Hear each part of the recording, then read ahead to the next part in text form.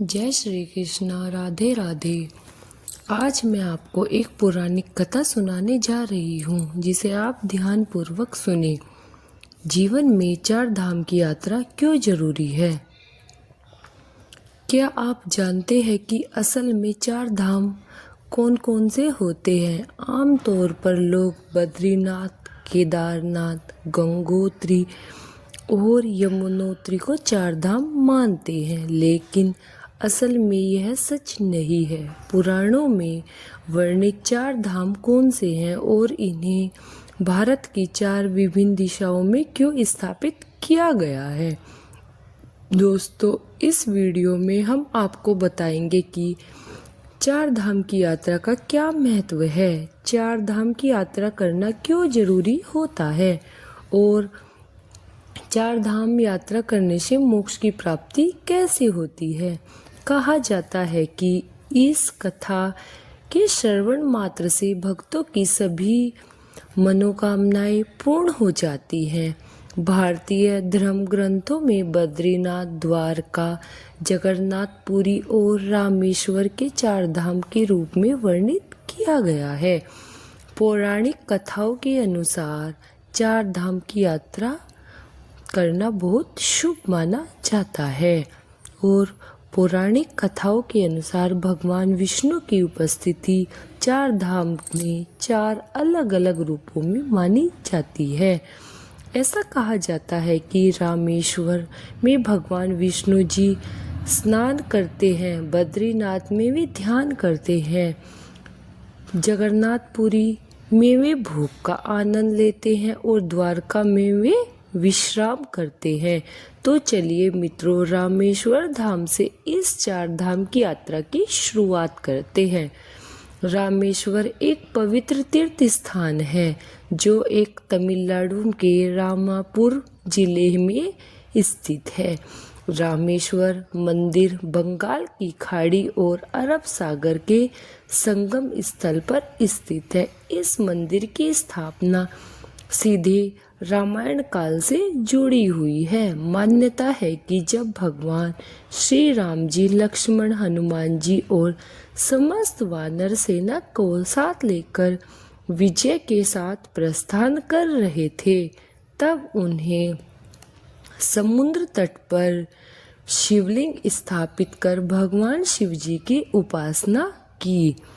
उनकी भक्ति से प्रसन्न होकर भगवान शिव ने उन्हें विजय श्री का आशीर्वाद दिया था।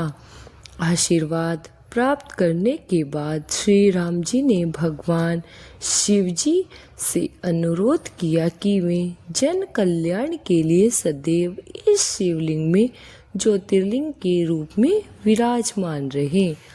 उनकी इस भक्तिपूर्ण प्रार्थना को भगवान शिव ने सहर्ष स्वीकार कर लिया और तब से यह पवित्र शिवलिंग रामेश्वर ज्योतिर्लिंग के रूप में प्रतिष्ठित हुआ। रामेश्वर मंदिर से जुड़ा एक और महत्वपूर्ण ऐतिहासिक तथ्य सामने आता है। रामायण के अनुसार जब भगवान श्री राम माता सीता जी के साथ लंका के बाद अयोध्या लौट रहे थे, तब उन्हें ब्रह्म हत्या के पाप का दोष लगने की बात कही गई। इस पाप से मुक्ति पाने के लिए संतों ने श्री राम को भगवान शिव की उपासना करने की सलाह दी, परंतु द्वीप पर कोई शिव मंदिर न होने के कारण भगवान राम ने पवन पुत्र हनुमान जी को शिवलिंग लाने के लिए कैलाश भेजा। हनुमान जी प्रभु श्री राम की आज्ञा का पालन करते हुए तुरंत प्रस्थान कर गए, लेकिन वापस लौटने में उन्हें विलंब हो गया। इधर पूजा का शुभ मुहूर्त निकला जा रहा था और हनुमान जी के लौटने में देरी को देखते हुए माता सीता ने समुद्र के किनारे पड़ी रेत से एक शिवलिंग का निर्माण कर दिया। यही शिवलिंग बाद में रामनाथ कहलाया। भगवान श्री राम जी ने इस शिवलिंग की श्रद्धा और भक्ति के साथ पूजा की और बाद में हनुमान जी के द्वारा लाए गए शिवलिंग को भी वहीं प्रतिष्ठित किया गया।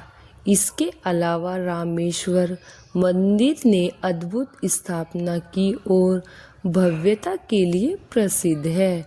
इस मंदिर को दुनिया का सबसे गलियारा माना जाता है।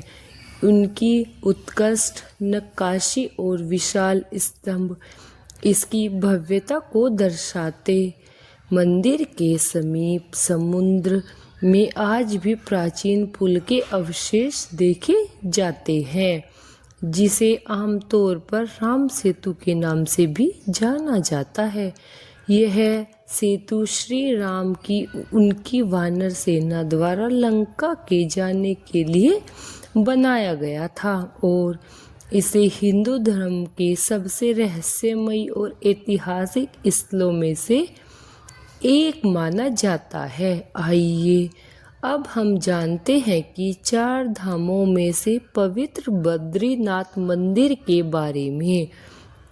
बद्रीनाथ मंदिर उत्तराखंड के चमोली जिले में अलकनंदा नदी के तट पर एक पवित्र तीर्थ स्थल है, जो भगवान श्री विष्णु जी को समर्पित है। यह मंदिर अलकनंदा नदी के तट पर नर और नारायण नामक 2 पर्वत श्रृंखलाओं के बीच में स्थित है। प्राचीन वास्तुकला के निर्माण यह भव्य मंदिर लगभग 15 मीटर ऊंचा है। इसकी रचना 3 प्रमुख भागों में विभाजित है, जिसमें गर्भगृह, दर्शन मंडप और सभा मंडप शामिल हैं। मंदिर के अंदर 15 दिव्य मूर्तियां स्थापित हैं, जिसमें सबसे प्रमुख भगवान श्री विष्णु जी की 1 मीटर ऊंची काले पत्थर की प्रतिमा है। बद्रीनाथ धाम को धरती का बैकुंठ कहा जाता है, क्योंकि यह भगवान विष्णु जी के 4 धामों में से एक है और मोक्ष प्राप्ति का पवित्र स्थान माना जाता है। यही कारण है कि हर वर्ष लाखों श्रद्धालु यहाँ आकर भगवान बद्री नारायण के दर्शन करने पहुँचते हैं। माना जाता है कि यह प्रतिभा भगवान विष्णु जी की स्वयं प्रकट यानी स्वयंभू मूर्तियों में से एक है। इस मंदिर की स्थापना और इसके नामकरण को लेकर कई पौराणिक कथाएं प्रचलित हैं।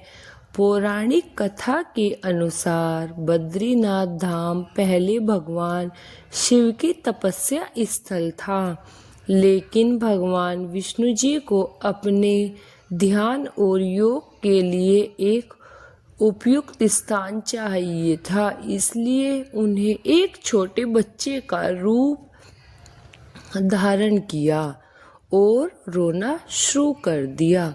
जब माता पार्वती और भगवान शिव ने बच्चे से रोने का कारण पूछा तो मासूम बालक के रूप में भगवान श्री विष्णु जी ने केदार भूमि को अपने ध्यान के लिए मांग लिया। एक दूसरा पौराणिक कथा के अनुसार एक बार देवी लक्ष्मी भगवान श्री विष्णु जी से रूठ गई। उन्होंने मानने के लिए भगवान विष्णु जी ने इस स्थान पर गहन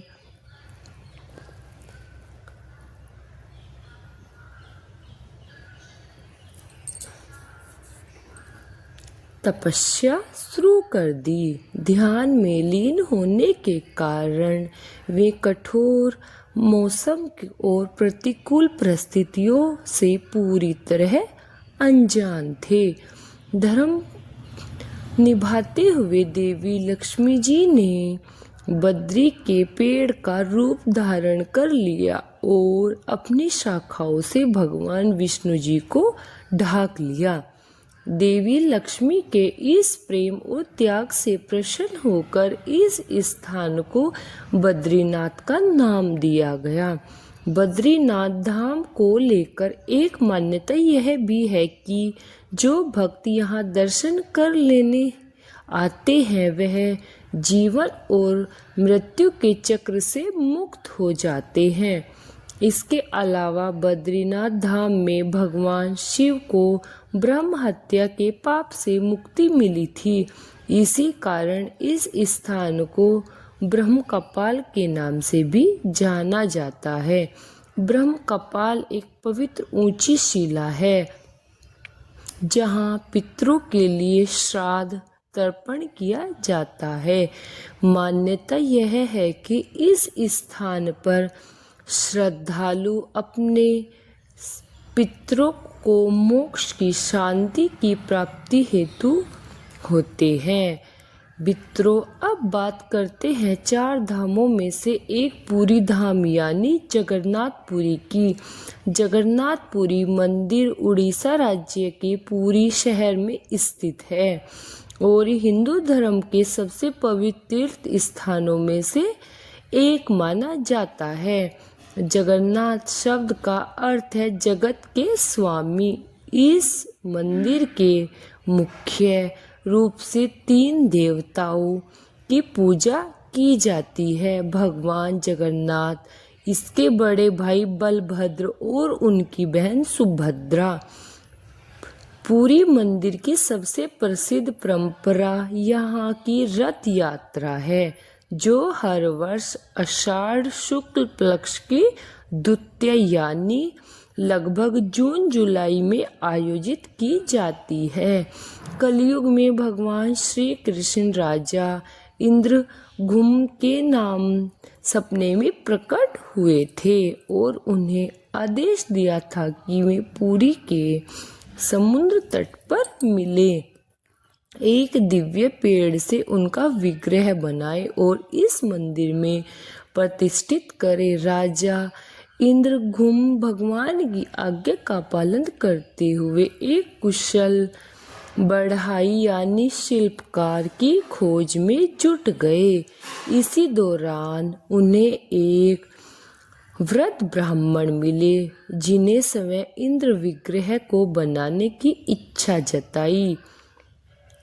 हालांकि उस वृद्ध ब्राह्मण ने एक शर्त रखी कि वो विग्रहों को एक बंद कमरे में तैयार करेगा और जब तक मूर्ति पूर्ण न हो जाए तब तक कोई भी दरवाजा नहीं खोलेगा। यदि किसी को अंदर झांका या दरवाजा खोला तो मूर्तियों का निर्माण अधूरा रह जाएगा। राजा इंद्रघुम ने इस शर्त को स्वीकार कर लिया और वृद्ध ब्राह्मण मूर्तियों के निर्माण में जुट गए। शुरुआत में कमरे से लगातार लकड़ी तराशने की आवाजें आती रही जिससे सभी को विश्वास था कि मूर्तियां बनाई जा रही हैं। लेकिन कुछ दिनों बाद अचानक कमरे से आवाज आनी बंद हो गई। राजा और रानी को यह संदेह होने लगा कि कहीं उस वृद्ध ब्राह्मण के साथ कोई अनहोनी तो नहीं हो गई। कई दिनों से कमरे के भीतर कोई आवाज नहीं आ रही थी जिससे उनकी चिंता और बढ़ गई। आखिरकार इस असमंजस में राजा इंद्रघुम ने भगवान जगन्नाथ, बलभद्र और सुभद्रा की मूर्तियों के हाथ पैर पूरी तरह तराशे नहीं थे। उसी क्षण राजा को एहसास हुआ कि वह रहस्यमयी वृद्ध कोई साधारण बढ़ई नहीं है बल्कि स्वयं देव शिल्पकार विश्वकर्मा जी थे जो भगवान जी की दिव्य मूर्ति का निर्माण कर रहे थे। लेकिन उनकी शर्त तोड़ी जाने के कारण वे अधूरी मूर्तियां छोड़कर अंतर्ध्यान हो गए।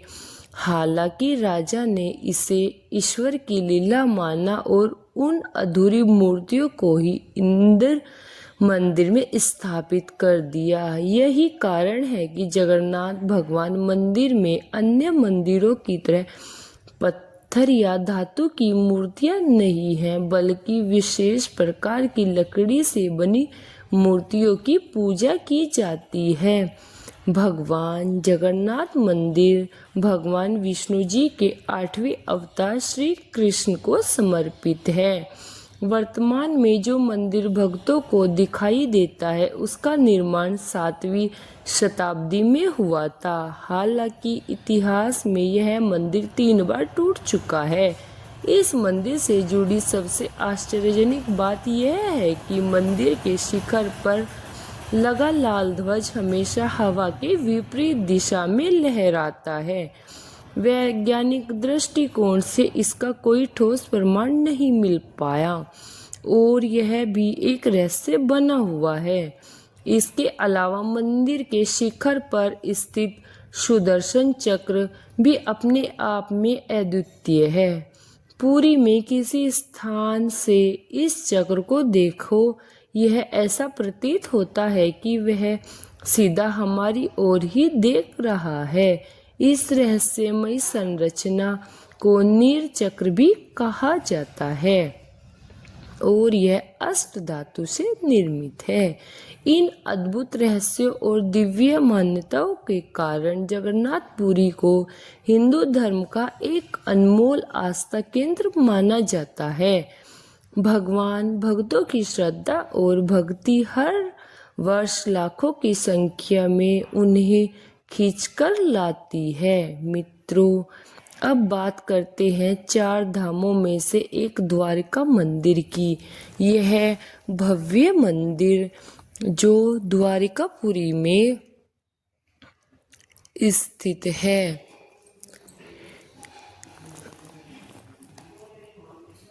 हर वर्ष लाखों की संख्या में यहाँ भीड़ लगती है। यह भव्य मंदिर भारत के पश्चिमी तट पर गुजरात में अरब सागर के किनारे स्थित है। द्वारका नगरी को भगवान श्री कृष्ण का पवित्र निवास स्थान माना जाता है।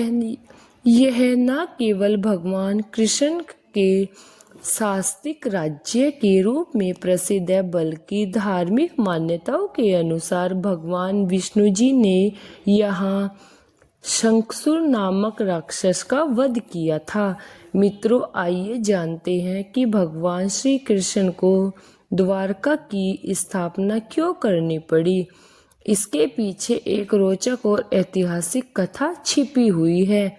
जब भगवान श्री कृष्ण ने मथुरा के अत्याचारी राजा कंस का वध किया तो कंस के ससुर मगध राजा जरासंध ने इस पर क्रोधित होकर यादव वंश का संहार करने का संकल्प लिया। अपने प्रतिशोध की आग में जलते हुए जरासंध बार बार मथुरा और यादवों पर आक्रमण करता रहा, जिससे नगरवासियों को संकट का सामना करना पड़ा। यादवों की सुरक्षा और शांति सुनिश्चित करने के लिए श्री कृष्ण ने मथुरा छोड़ने का निर्णय लिया। सभी यादवों को एक रक्षित और नई नगरी बसाने के उद्देश्य से भगवान श्री कृष्ण ने विश्वकर्मा को द्वारका नगरी की स्थापना का निर्देश दिया। विश्वकर्मा जी ने अपने दिव्य वास्तुशिल्प कौशल का प्रयोग करते हुए मात्र एक ही रात में इस भव्य और अभेय नगरी का निर्माण पूरा कर दिया।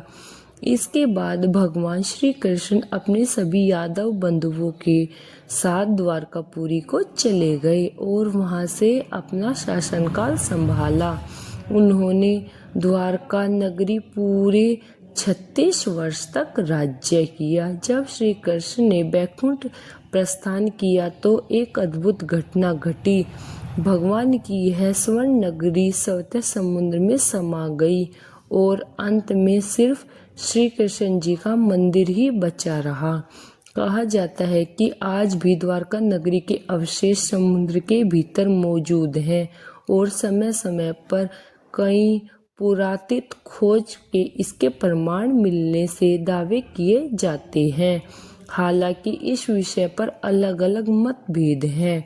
कहते हैं कि जब द्वारका नगरी समुद्र के समा गई तब भगवान श्री कृष्ण जी के पोते बलभद्र के मुख्य मंदिर का निर्माण कराया। इसके आज द्वारकाधीश मंदिर कहा जाता है। माना जाता है कि यह मंदिर लगभग 2500 वर्ष पुराना है। यह मंदिर 7 मंजिला है और इसके 2 मुख्य द्वार हैं, जिसे स्वर्ग का और मोक्ष का द्वार कहा जाता है। द्वारकाधीश मंदिर लगभग 157 फीट ऊंचा है और इसके शिखर की ऊंचाई 43 मीटर है। मंदिर के शिखर पर एक विशाल ध्वज लगा हुआ है, जिस पर सूर्य और चंद्रमा के प्रतीक अंकित हैं। इस ध्वज की सबसे अद्भुत विशेषता यह है कि इतना विशाल है कि इसमें 10 किलोमीटर की दूरी से भी स्पष्ट रूप से देखा जा सकता है। इस पवित्र ध्वज को दिन में 3 बार बदला जाता है और यह परंपरा सदियों से चली आ रही है। इस बार ध्वज परिवर्तन के दौरान श्रद्धालु बड़ी संख्या में एकत्रित हो जाते हैं और इसे देखने मात्र से समय को धन्य मानते हैं। तो मित्रों, अब आप समझ ही गए होंगे कि 4 धाम यात्रा सिर्फ एक तीर्थ नहीं बल्कि आत्मा शुद्धि, पाप मोचन और मोक्ष प्राप्ति का मार्ग है। यह यात्रा एक हिंदू के जीवन में एक बार अवश्य होनी चाहिए, क्योंकि यह सिर्फ देव दर्शन नहीं बल्कि आत्मिक शांति और धर्म की गहराइयों को समझने का एक अवसर है। आपको हमारी वीडियो पसंद आई हो तो हमारे चैनल को लाइक करो और सब्सक्राइब करें। कमेंट बॉक्स में हर हर महादेव अवश्य लिखिए। धन्यवाद दोस्तों।